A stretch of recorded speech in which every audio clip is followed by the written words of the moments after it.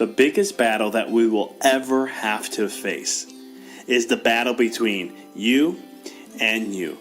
It's the battle of taking your mind to that limit and then breaking through. On the Mindful Experiment podcast, we will be interviewing individuals who have done that, who have gone through the struggles, who have tried to create a reality and all that they could.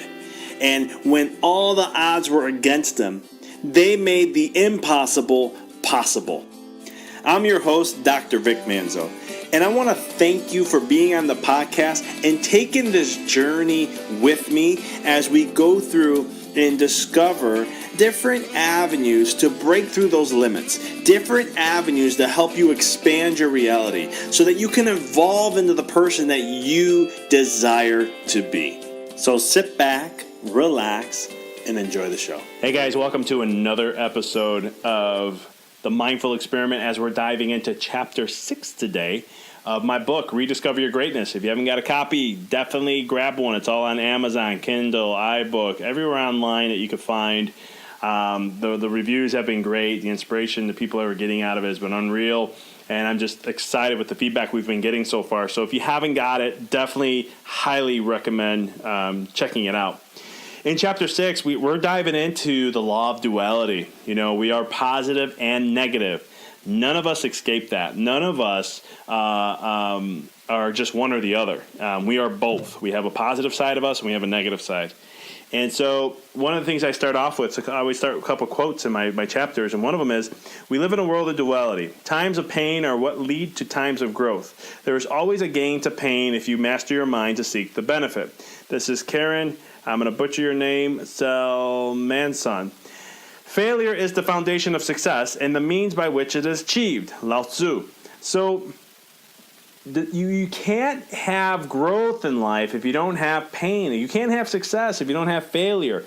I talked about this in one of my previous podcasts. I dived into how failure is your greatest key for success. You have to fail in order to succeed. Every great person who has ever come up with an invention who's transformed the world that we have today had failures. Everybody fails. The key thing is you have to train your mind. You have two types, a fixed or a variable mind, I like to say, or an open mind. If you have a fixed mind, you think you failed and that's it. You'll never master something. If you have an open mind, you take the failures and you learn from them and you keep growing.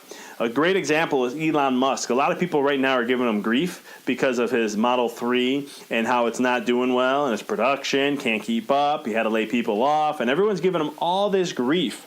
And one thing I respect about the guy is that he's not going to give up. He's going to figure out a way to master it to get the production where he needs it to be.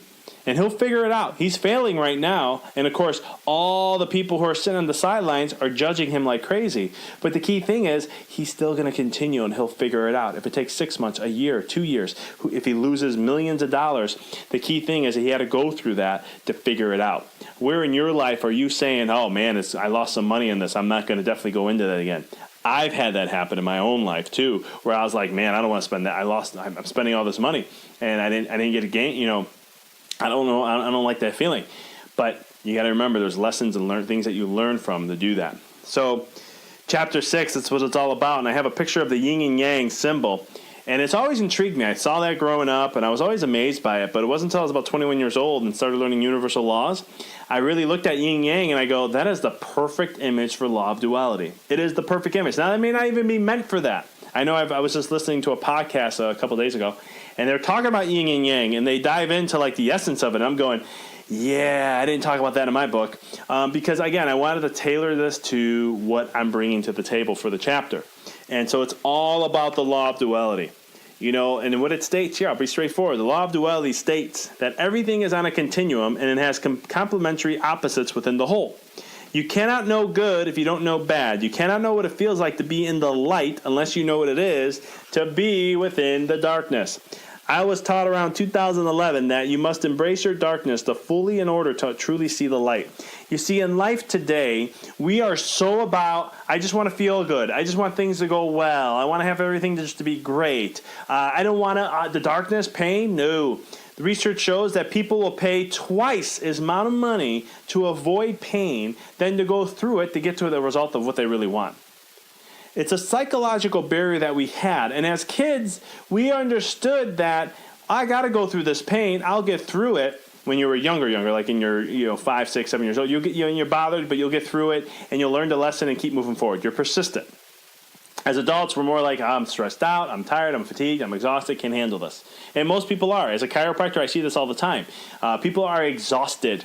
They have burned all their resources. Their body can't keep up with their environment because we've exhausted ourselves. You can't stress a body over and over and over and abuse your body time again and expect it to keep moving forward with it without breaking down over time. It's going to happen. It's just what it does. So when we look at the law of duality, everything has to happen through the duality of aspect. You can't experience good unless you went through bad. You can't experience the light unless you went through the darkness. You can't experience heat unless you went through cold. You have to have the duality, and that's what creates the contrast of life. Contrast, and one thing I try to emphasize in my whole entire chapter is that the contrast of life, that's the law of duality, and you need contrast to grow. You've got to have contrast. If you don't have contrast, you don't grow. That's just the way the world works here. And so, when you look at, and there's duality in everything, guys. When you look at duality, I say, and I state in the book, in order for us to truly understand good, we must have bad moments in life. If there's an up, there will be a down. If there's a left, there will be a right. Hell, chiropractic speaking, looking at the brain, it's made up of 2 hemispheres, left brain and right brain. They're almost completely opposites of each other. Your left brain, your left part of your brain controls the opposite of the body, the right side. There's an opposite, right? But it also is for your reasoning, your science, your math, your writing, your number skills, and your right hand control. The right side of your brain controls the left side of your body. But at the same token, the right side of the brain is known as the abstract brain. This is more of the brain that is in control of things, but not limited to art awareness, creativity, imagination, intuition, insight, holistic thought, music awareness, 3D forms, and left-hand control. So long story short, in energy healing, we look at 2 things. We say the left brain is the logical mind. It's the world, in other words. And the right brain is your astral aspect. It's your universal aspect. It's your spiritual mind. Because when we look at bits of pieces of information when it comes to the brain, right side can process millions at a time, where left brain can't. I think it's 7 bits of information minus 2, plus or minus 2. Where the brain on the right can process millions of bits of information at a time, plus or minus 2. So when you look at it, the right side is more spiritualized, more spiritual aspect, where the left brain is not. So I kind of explain what this is, and I dive a little bit more into the brain, but I just talk about, like, if you look at a basic atom, right, there is a positive charge, which is known as protons, and there's a negative charge, which is known as electrons. So you have this polar opposite, and law of duality exists in all areas. A body that is sick, well, health had to decline to a certain level to allow for the growth of sickness to incur. It's the opposites. And so, everything is love and fear. The 2 emotions I talk about, and I break that down, how there's only 2 emotions in the world, love and fear, and everything stems from that. In the contrast of life, guys, there's always going to show us that in order to truly appreciate the good, we must experience the bad. You can't have happiness if you didn't experience sadness. And the concept of this is everything is opposite. So if you're looking in your life and you're looking at somewhat, something that, in your marriage or relationship, understand that I always tell people that don't ever let the bad things in a marriage break you. Because what those bad things are, and whatever that is, really is opportunities for massive growth. And if you look at your marriage or a relationship or whatever it is, allow the things that you go through, because we're all going to make mistakes. A lot of people blame one person versus another. It's a team effort. And when you're in a relationship, the thing is, you have to understand the things that show up in a relationship are there to help you grow. And it's up to you to allow them to break you or allow to learn from them and master and grow. Okay. Now there's some other variables to that. I'm not getting into it, but the key thing is allow the things in life, and whatever it is in your business, personal, working out, health, career, family, whatever it is. I'll know that whatever darkness that you go through, know that the more you dive into the darkness, the more the great light's going to come from that. So let's take a look at something. I share this a lot. I share some stories about I love sports and how it teaches you the failures only to sharpen the knife. And I remember making numerous mistakes. But I take someone who's learning a new instrument, right? Do they just come out playing amazing? Never. I don't care if they're a prodigy. They still make mistakes. They have to make mistakes, and the more mistakes they make, the more they are creating that opportunity to play amazing. Persistence plays a role here, guys, and so many other things. But if you're persistent in pushing that book and making it happen, and you accept the failures and keep moving forward, you're going to grow massively. And the more failures you accept and learn from and grow, the more massive of growth you're going to have in your life. It's a universal law. This is the way it works. One of the things I share about is my own scoliosis that I have. If you don't know what scoliosis is, if you look straight at me, my spine will actually look like an S. I have what's called a double curve. And so, long story short, in year 2017, last year, we had a reduction of my curvature by over 80% in about 10 months. And it's a huge goal of mine to finally find a method that I'm able to work with. But, the key thing is there was a negative side that came to it, right? The positive side was, hey, my spine got better. It's straightening out. I'm not going to be potentially crippled when I get older, and I'm able to do more things. But there was a negative side that kicked in. Right, because it's the law of duality. I had a great change here, but the body said, not going to let that happen. And what it was is I started to have massive hip, flexor, IT band, knee, shin pain so bad. My back went out first for 6 to 7 weeks. When that went away, I had massive hip pain, knee pain, and IT band issues that stayed with me all the way up until almost a year, about 7-8 months. I couldn't work out. I could not work out for 7-8 months. And in the writing of the book, that's when I just started to get back on that. When I finished the book, I just was able to start working out again. But that was the negative side, is that my body, even though the changes were happening, and it was a very happy experience for that, there was a negative side that I had to go through. And it was something that I was very, at the time, I was like, the pain's not going away. It's been 7 months. I'm stretching, doing all the work I can do. I'm getting adjusted 3 times a week. I eat right, mentally working on things. I'm loving my body, appreciating my body, and it just wasn't getting better. And I'm going, man, this is weird. And I've talked to some people who were like in the PT world, physical therapy, and the things they were telling me I was already doing. So I was like, yeah, this is not, I don't know what to do. Had a massage therapist. We worked on it weekly and doing different things to try to, again, we kept having, I don't say failures, because you got to support the body and what it needs. So we were doing that at the same time, but then we're also trying things out to say, okay, what can we do to probably unravel this or help assist the body? Because obviously these changes are not, the body's not allowing it's a struggle to change sometimes. It's been there for too long. And you got to understand, in the healing journey, when you're experiencing something, and I share this with patients as a chiropractor, I always tell them that when you're going through the healing journey, what you're experiencing now did not happen yesterday or 2 months ago or 5 months ago or whenever you've been experiencing it. That's been years, 7, 10, 15, 20 years of buildup. So to get to where you are now, it's not going to happen overnight to go away. And if you think that's going to happen overnight, you're fooling yourself, because that's not the way nature works. And so the key thing then is it comes out to, you have to do the work. And sometimes the journey of unraveling is not fun, because it's been there for so long. There's so much conditioning. It's kind of like having someone who has been eating the same way, thinking the same way, doing the same thing for 30 years, and all of a sudden you're going to tell them, hey, we're going to change this all up. Let me know how that works out with that person. So it's kind of that concept. And then I started to share about my business and how deep in debt it was when I first started.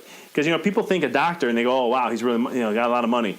And I'm not saying that doctors don't. They're very successful. But the thing is, when we looked at, I did a little research article, and I shared from an article from The Week, and I said doctors are the second profession that ends up going bankrupt right behind professional athletes. That's how high doctors are. I joked around and I said, when I first came out of school and I started my own business, I said, hey, I have a house somewhere. I don't know where it's at. I don't have the keys, don't know the location, don't know anything. All I get is a bill every month that I have to pay.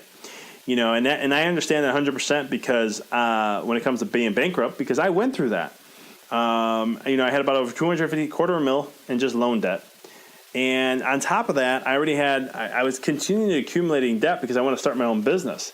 And so on top of that, with the $250,000, I also had $20,000 in debt, and that's credit cards debt, just to get my business going. I funded myself as much as I could to create that reality for me. And I will tell you, I thought that, man, you get this mindset of, I was told in chiropractic world that, man, when your passion's there and all this is there, you're just open it up and people are going to come and you're going to do the work to make it happen, and it's just going to work out. But what I wasn't told is the type of area I was creating, and it just didn't work out that way. But for me, my experience, I had to go through that darkness. From my experience, I had to go down the path to going bankrupt. And it took me over about a year to make that decision, guys. It wasn't something I did overnight. I had a lot of pride in there. I had a lot of ego kicking in and telling me, no, I'm going bankrupt is like going the easy route. It's this and that. And I mean, I've accumulated almost $50,000 in debt, and it was just piling. I was negative every month for over a year. And I was like, okay, enough's enough. I have to do something. My vision was to become a chiropractor. And if I can get that weight off me, then I will be able to go ahead and grow and be who I have to become. And I will tell you that moment in my life, because I chose to keep the business open, I wasn't going to close it down. And even though I had to go bankrupt, because I was either closing the business, go work for someone, pay off my debt little at a time, because the business just wasn't picking up as quick as I needed it to. Or, and I was the type of person, I was very integrity with my work. I wasn't going to push things on people that they didn't need. I wanted to be truthful and honest and straightforward. And so the key thing was I had to make that decision. And I decided to go bankrupt and keep the business. And I will tell you, it transformed, because in my life propelled me and showed me what I didn't want to have. I had to go through that experience. And that's why I tell people, my darkest moment, there's many different areas I have dark moments. And there's going to be more dark moments in my life. It's just life. But that dark moment for me taught me on a financial level, I will never want to get there again. Where I had to tell my when I was renting an apartment, I have to talk to my landlord and say, hey, I can't pay you right now. Give me 2 weeks and I'll pay it. Or I have to let some bills just keep going because I can't afford them. I had to let student loans go into default because I just can't keep up. And student loans back then, they weren't working with you. So, and that's the story of what I went through, but it propelled me to show me. And I had to go learn it the hard school in Knox. It's just the way, sometimes it's the way I am. I have to go through it that way. It showed me that I needed to create a transformation and stick to the vision I made. I didn't come from a family of wealth, guys. I didn't have someone to invest in me. I didn't have someone there, so I did it all on my own. And technically, it was more of me just thinking I had to do everything on my own, too. And I think that's a big fault there. So I focused on investing 100% into me and my dreams. I wasn't proud, like I said, going bankrupt, but I knew I had to do it. And what happened was, it showed me all the poor thinking and self-sabotage, the self-doubt and whatnot I had back then to create it. I started to learn that I was creating all that, and I had to go through it. And I just knew deep down when I made that decision that the universe had some bigger plan for me. It wasn't time for me to call it quits. And like I said, when you set your mind to your vision, you put your source energy with it by using your focus, the universe sets things into motion and does the work. It will create events, situations, and so forth to help you move forward into the directions you desire. And the more you trust and let go into the mind, the easier and quicker things happen, guys. It's unreal how that works. I can't tell you, it's just things all starting to line up. And it's just like, holy cow, things are lining up. Things are going well. I can't believe how quick this is happening, how amazing it's working out. And I start sharing other things on how this works. When I was growing up, my father would have me work laying carpet on the weekends and during the summer. I grew up on physical labor. That's what my dad's a physical labor guy. I grew up working with him on that. One of the things he would always tell me was, I'm going to show you what hard work is so you don't end up doing what I'm doing. And it was a powerful lesson I'll be forever grateful for, because I saw the long days, the hours lost. I saw the weekends that we didn't have because he had to work sometimes. And I'd be with him or not with him. He would have to work just to provide to put his meal on the tables. Plus, he worked a full-time job at a grocery store. My dad was a workaholic, but he was determined to provide for his family in any way he could, even if it meant not being there for a lot of things. And, at the time, I wasn't the easiest person. That affected me in a negative way. But at the same token, as I got older, I appreciated that moment because I saw the sacrifice he had to make. See, I saw it in my own eyes first before I didn't see it in his. And for his, it's not what he wanted to do.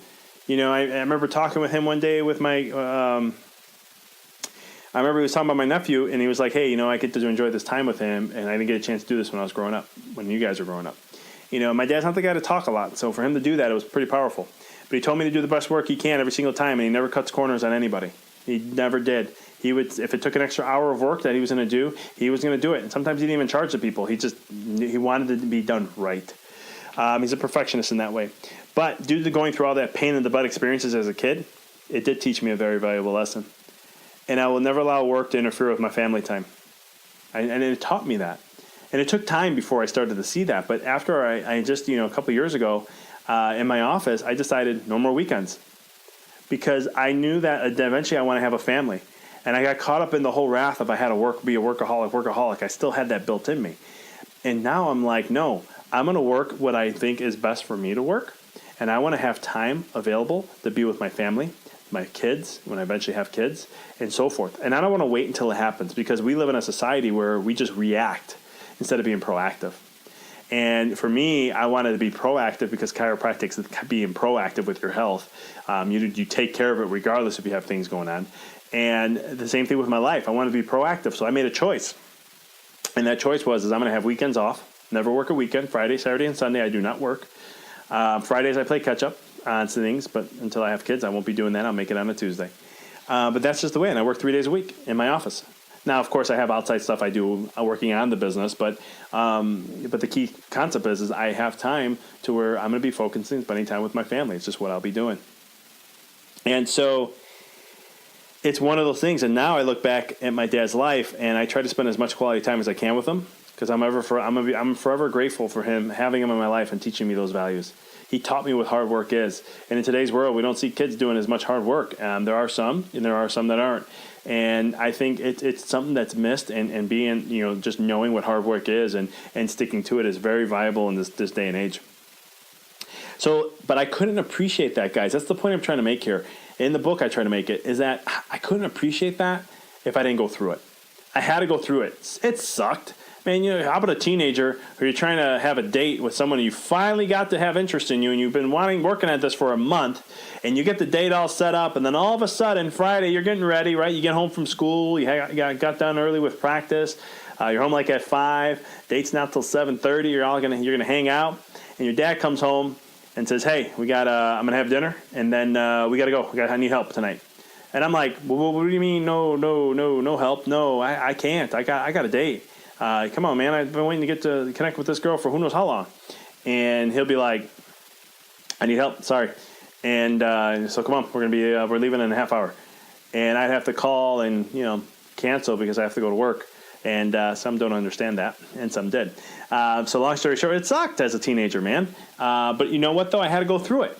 And I'm appreciative of it now because, again, I wish I understood the law of duality back then as much as I do now. Because it looks back and I go, you know what? I had to go through that because now I appreciate, I didn't want to create that in my life. And so it helped propel me to do that. Because sometimes the universe is also going to share with you what you don't want to have. It's going to show you that because sometimes you need to see that in order to know more clarity of what you really want. And so that's the beauty of the law of duality. It's always going to be doing that, guys. It's always going to do that. And one of the things is that when you look at, and I kind of start diving into about your focus again, and in the book I dive more into spiritual individuals who walk this, the highest vibrational being, Jesus, Buddha, Muhammad, Gandhi, Om Mandino, Krishna, Ganesh, all these different people who've walked the planet. They all lived the life of hardship. It wasn't like their life was all sunshine and rainbows. It was something that was, they had hardship, they had tribulations, they had things they had to get through. But through all that work, it created the opposite. They went through the dark to get to the light. And you have to go through the dark in order to get to the light. I can't tell you, and I'll leave on a quote with that at the end. And I talk about Louise Hayes and her story and the things that she has done. If you haven't, go Google her story and read it. It's a powerful thing. But I talk a little bit about it in the book and dive into how she had to go down a really dark path. But through that dark path, it really turned things around in her life.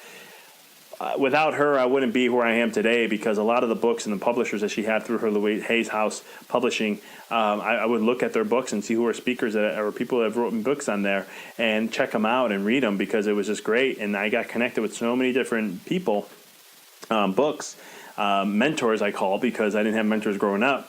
And it really helped me in my life. And I think that it's something that without her, if she didn't do that, if she didn't go through that darkness to get to that light, I don't know how many people would be missing out from that. So we dive in, but and I always said it, wherever you are in your life, no matter where there is, there are always going to be polar opposites that exist. When you see the stock market drop, don't panic. There will be another moment when it's hitting all-time highs again. It's the way the universe works. It's the way everything happens. It's the law of the universe. Sometimes these things happen within a day, a week, a month, or a year, or even a couple of years, but eventually it's going to return back. So that's how the stocks work. Everything works in the same pattern, guys. Everything, housing market crashed in 2008, right? Holy cow, everybody freaked out. But right now, housing market's rebounding back. It's doing great. I talk to real estate agents and we're selling houses like crazy. And so the thing is things will always come back around. Don't get so caught up in the short term. We're so caught up in short term nowadays that we forget the long-term path. And guys, I'm not perfect with this. There's times where, my business has soared as much as it has. There are times we made some changes and you go a different route. And there's times where things kind of go a different aspect with it. And you're just like, okay, I'm not seeing that where we were.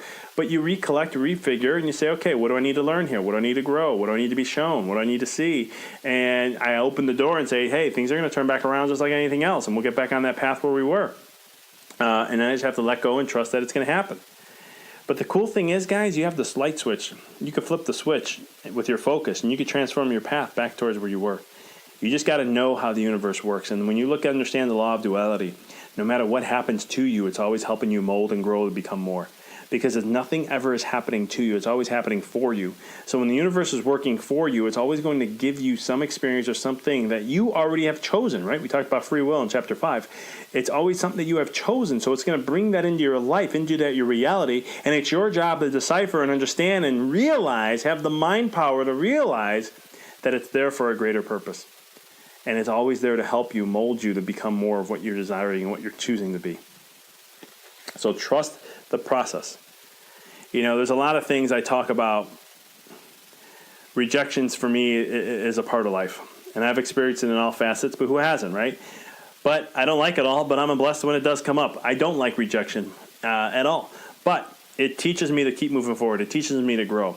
And, it's kind of like when I'm working with a patient and we put a care plan together, and I put a lot of energy into this, and I'm, mapping everything out, putting all the patterns together and seeing what it is.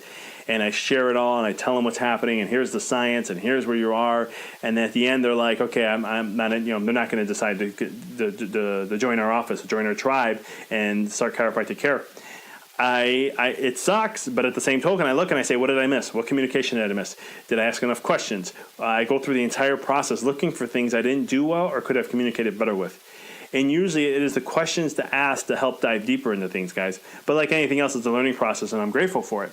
Because when it happens, I sit back and go, okay, what can I do that can help me? What is this situation going to show me that I may have missed to help me become a better communicator, to help me become a better chiropractor, to help me become a better practitioner and clinician, and be able to explain things in a way for this individual? Because everyone's different. Everyone listens different. Everyone hears things differently. So what can I have done better?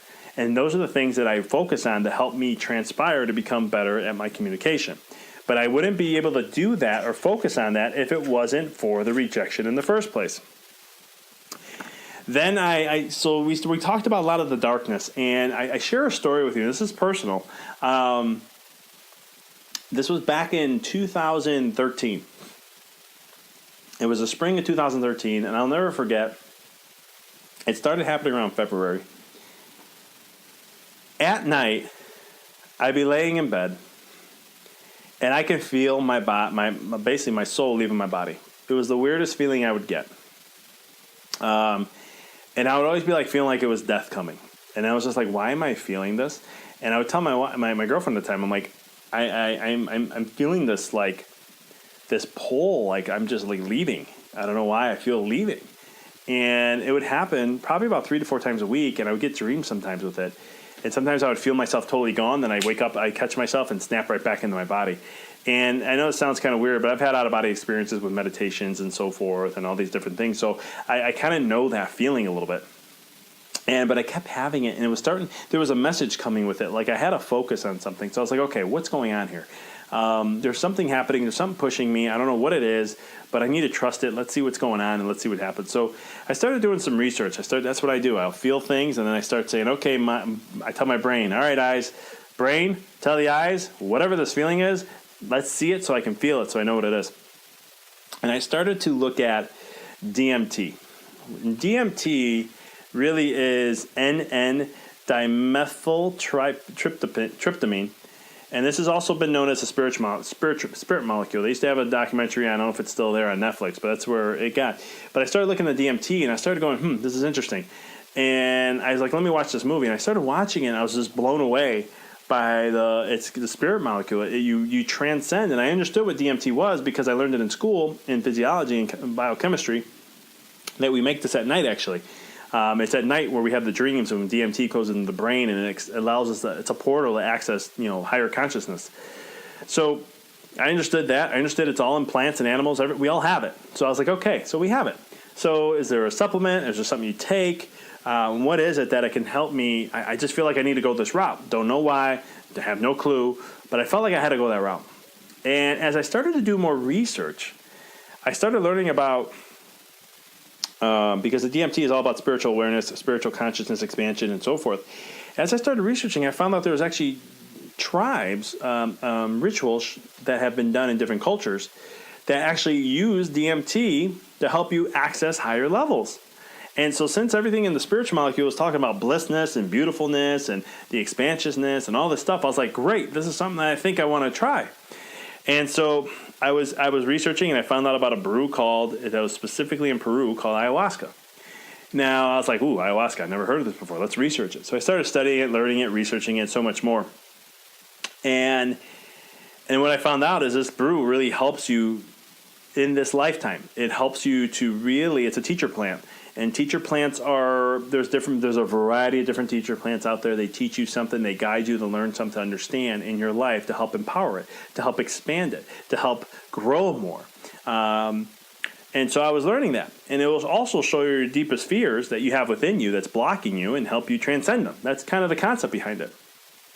And there's so much more than this, but this was the basis of what I was looking for. Because I had a block, didn't understand what it was. I felt like I was dying. I didn't know why that was happening. And I really wanted to get to the bottom of this. As I kept doing research, I kept seeing ayahuasca, and it kept just coming. And the universe kept telling me, this is something you should do. Look into this. Figure out where you can do this at. And I was like, okay, we'll see. A month later, I had a friend. I'm out with a friend, and we're having lunch. And she's kind of spiritually connected, and she's like, I'm going to share something with you. I don't know why I'm sharing this with you. She's just like, I have a feeling I have to share this with you. Something's telling me I really need to share this with you. And I'm like, okay, what's that? And she's like, have you ever heard of ayahuasca? And I'm going, funny you bring that up. And she's like, yeah. She goes, I'm feeling like I have to tell you this. Let me tell you. So she shares it what ayahuasca is. She's done it. And she's telling me where I can a good resource, a good connection to go do it.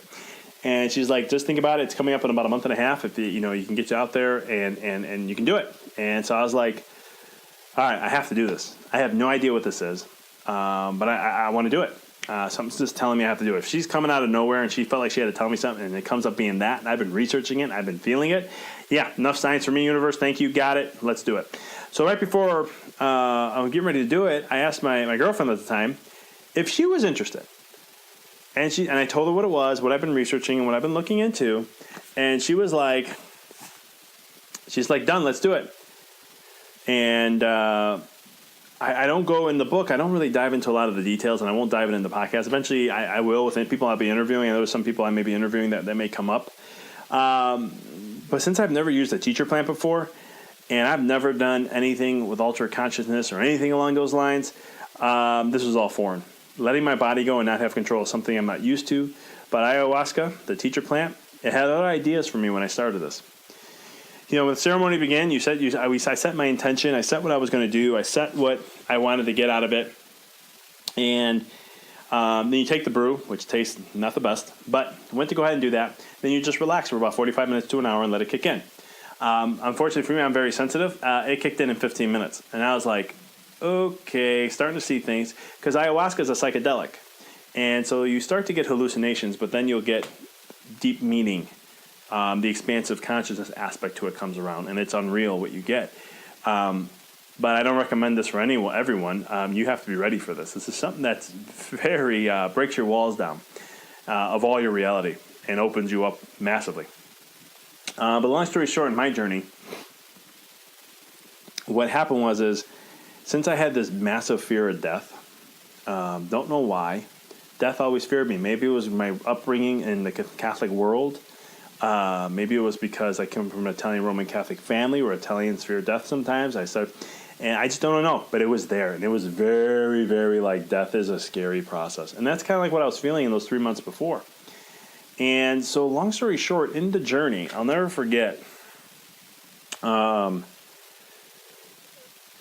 I was like in there, and my mind was allowing me to stay in this reality. It's starting to kick in. I'm starting to feel some sensations that are just weird. In ayahuasca, anything with water is actually, it could tie energies to things. And when you tie water, energy to water, negative energy, you have to expel it out. And in ayahuasca, one of the things that happens is you will either throw up or you will come out the other end over a period of time, because it doesn't have to happen, but it can happen for people, because the negative energy that's stored in your body gets pulled into that water, and then you have to get that out of your system. You're getting the energy out.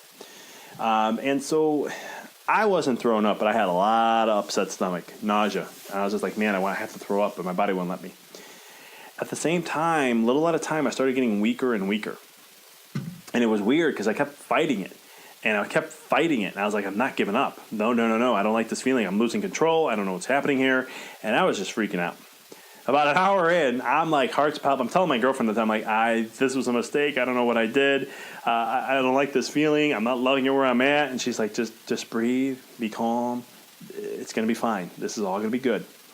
And I just kept fighting it. And so, all right, you're going into the darkness. You're going deeper into the darkness. And it scared me freaking crazy. I'm scared shitless. Okay, I had the biggest fear coming out of me. And she just kept saying, trust the process, trust the process. I'm just like, okay, whatever. I just got to lay here. I'm like freaking out, but I don't want to make a scene. And so I'm just like trying to stay as calm as I can.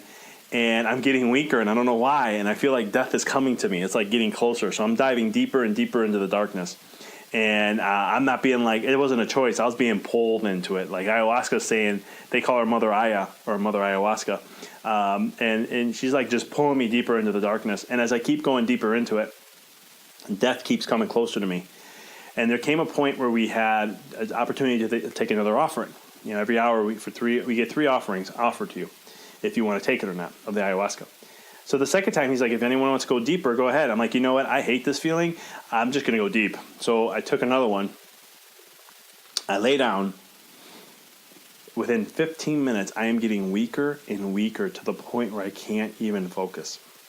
And I'm losing my focus. And all of a sudden, I had the urge to throw up. And I threw up, wasn't much. I put the bucket down. And something told me, this is how death is. When Mother Ayahuasca spoke to me and said, because you hear a voice, and it's like just an inner knowing voice that you hear when it comes to your intuition. Same thing here. And it said, this is how death is when you fight it. This is how death is when you resist it. Death is a letting go process. Let go. You'll be fine. That's what she said. So I literally, muscular-wise, I'm a very strong guy. Muscular, I couldn't hold myself up. I was laying on my side. I remember I was holding up by one hand. I felt like I couldn't breathe anymore. My breathing was getting shallow, and I'm just like, you know what? I'm letting go. And I let go. And literally, what came over me felt like death. I knew it was death. This is what happens when we all go through death. Something came over me, and then all of a sudden, I got like released out. Like I was free. And massive bliss came over me. Massive love came over me. All of a sudden, I wasn't in my body anymore. I was one with the universe, the unified field, and I felt connected. And from there, of course, I'm getting told, like, yeah, here's what you were fearing this whole time. You feared your light. And I'm seeing myself as who I really am. In a 360 degree of perception, I could see perspectives in every aspect and different angles. It was unreal, and the information's flying through me. And honestly, guys, it was pure bliss. Seeing past loved ones, all this stuff, and they're like, you fear what you love most. You had to go through this darkness to appreciate the light. You had to understand that death is a dark aspect, but it's truly light at the end. And so for you, you had to let that go. And I can't tell you how blissful it was.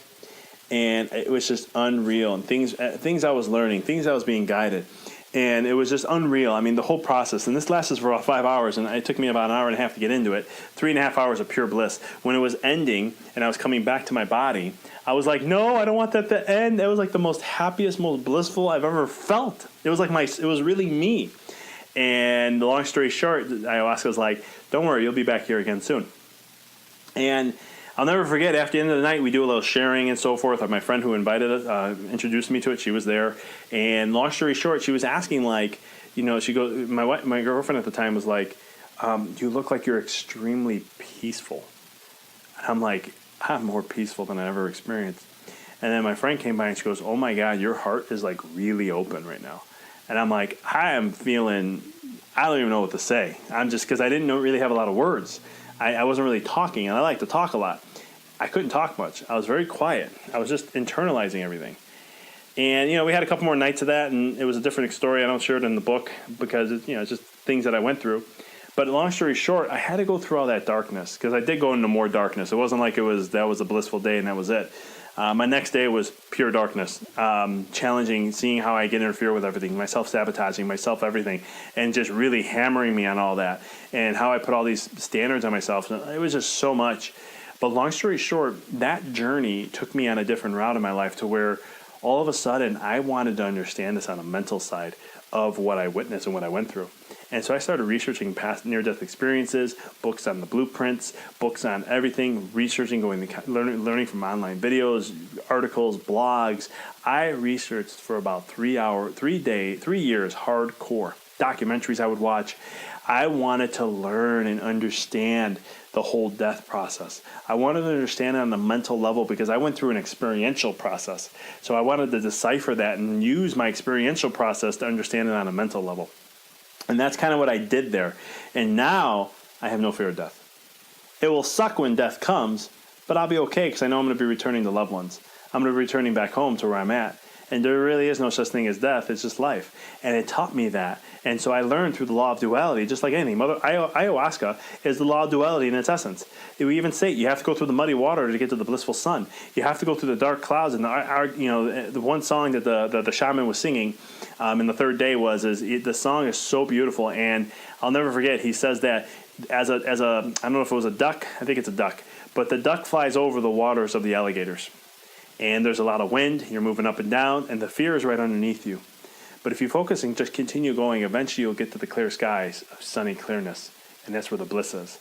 And so the key thing is you have to go through darkness in life to get to the light. In anything that you do, you have to go through darkness. And the darkness isn't going to teach you all that you want, and it's going to help you grow and expand and evolve. Sometimes the darkness sucks because it brings out your weakest points. Darkness sucks because sometimes it brings your insecurities out. There's things I've done in my life I'm not happy with, but I've seen where the darkness, I had to go there to see it, to understand what was I doing to myself. And what I was doing to myself first, and then my relationships. And I realized from those moments that if I didn't go through that, I would have never learned what I needed to learn. I would have never had higher levels in my relationship, my career, my business, my relationship with myself, my dog, my family, and my health, and so much more. I wouldn't have been able to do all that if I didn't go through the darkness. And that's why I said, I will continue to go through the darkness because it's just life. You'll always have those moments. So no matter where you are in life, know that the darkness is there to support you. The darkness is there to help you. It's not there to go against you because nothing in your life can work against you. Everything is working for you. Don't forget that. At the end of my chapter, I leave a couple quotes for you guys that I wanted to share. The end, pretty much the chapter.